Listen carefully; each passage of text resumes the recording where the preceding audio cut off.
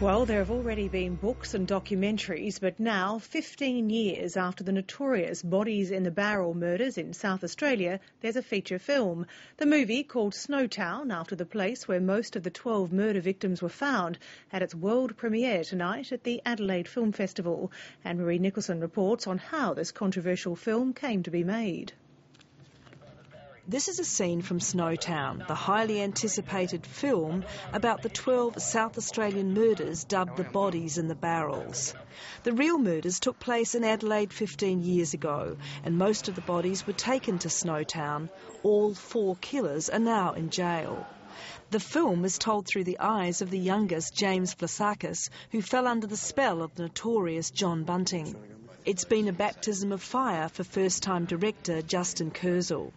The film will bring up some anguish with some of the people connected to the events in the film. I'm just hoping that the film is an observation that, and I hope that it engages with the audience about why and how this happened. Government agencies defended their controversial decision to help fund the $2.5 million movie. We've had many scripts over the years about this particular topic, but they've been more of those kind of gore fest, and we weren't particularly mindful to do that. So this was a particularly strong script about the psychology of evil.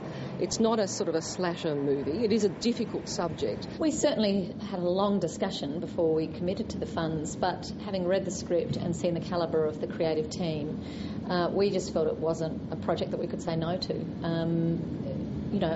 Art isn't about entertainment all the time. It's not just about the good things in life, it's also about the dark things in life. I'm not keen about any sort of film that's made that focuses on murder and doesn't actually show the true costs, the consequences for people.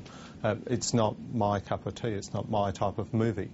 However, I agree that in Australia we have a right of freedom of speech. And within the arts area, there's an opportunity for that freedom to be explored and examined and depicted through these types of films. Victims of Crime Commissioner Michael O'Connell originally opposed the film. Later, he represented the victims' families, working with the filmmakers to address community concerns. He's seen the film and says it doesn't glorify the murders. What it does is challenges us as a community to think about the contribution that we make in our broad social policy towards shaping people who can ultimately become such horrible, such disgusting criminals.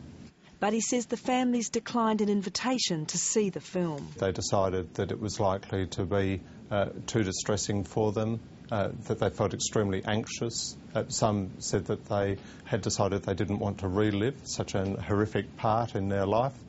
The consultations surrounding the making of the film Snowtown have created a precedent. With a public hunger for stories about crime and murder, it may be the blueprint when it comes to making more movies about real-life events. Michael's been a liaison between us and the families, so he's been the one that's been coordinating the kind of dialogue, I guess, between us and the families. And were there any requests that you thought you couldn't really agree to in terms of that would have impacted on your artistic freedom? No. Snowtown will be released nationally in May. Anne-Marie Nicholson, Late Line.